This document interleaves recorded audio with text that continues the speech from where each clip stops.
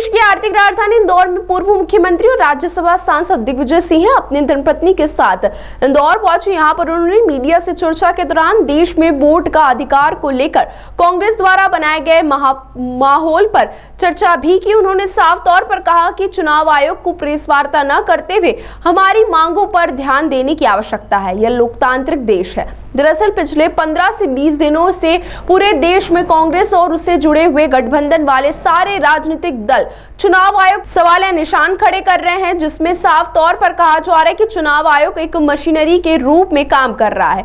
इस तरह के आरोप भी सामने आए हैं। तो वहीं दूसरी ओर आज इंदौर में पूर्व मुख्यमंत्री राज्यसभा सांसद दिग्विजय सिंह ने भी मध्य प्रदेश से आवाज बुलंद की। उन्होंने साफ तौर पर कहा कि बिहार में आज से राहुल गांधी द्वारा वोट अधिकार यात्रा की शुरुआत की गई है। इसको लेकर उन्होंने शुभकामनाएं भी दी और बिहार में आने वाले समय में चुनाव और उससे पहले 65 लाख मतदाताओं के वोट डिलीट होने की बात भी सामने, जो कि चौंकाने वाला मामला है।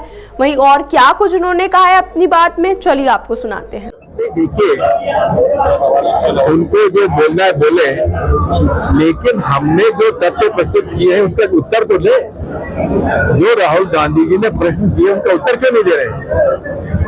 हमारा सवाल सिर्फ एक है और उनसे अनुरोध है कि आप हमें पूरे देश की वोटर लिस्ट,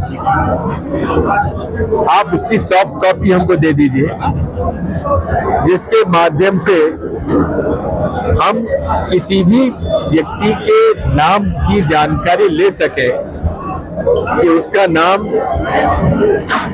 एक पोलिंग बूथ में है या अनेक पोलिंग बूथ में है या एक पोलिंग बूथ में अनेक बार है। क्या कोई ऐसा व्यक्ति जिसका नाम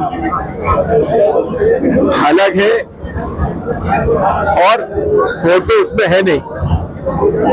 इसी प्रकार अनेक जो प्रश्न उपस्थित किए थे उन्होंने, किस प्रकार से वोटर जोड़े जा रहे हैं, काटे जा रहे हैं, ये एक हमारा प्रश्न था जिस पर उन्होंने कोई जवाब नहीं दिया। और जिस प्रकार से चुनाव आयोग पूरे तरीके से हमारे प्रश्नों का उत्तर नहीं दे रहा था।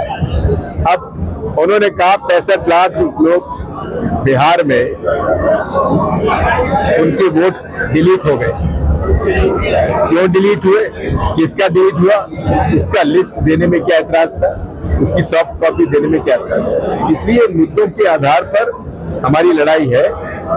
और चुनाव आयोग ये प्रेस कॉन्फ्रेंस में आरोप लगाने के बजाय जो राहुल गांधी जी ने मांग की है और सभी राजनीतिक दलों ने मांग की है कि आप हमें पूरे देश के वोटर लिस्ट का आप सॉफ्ट कॉपी दे दीजिए।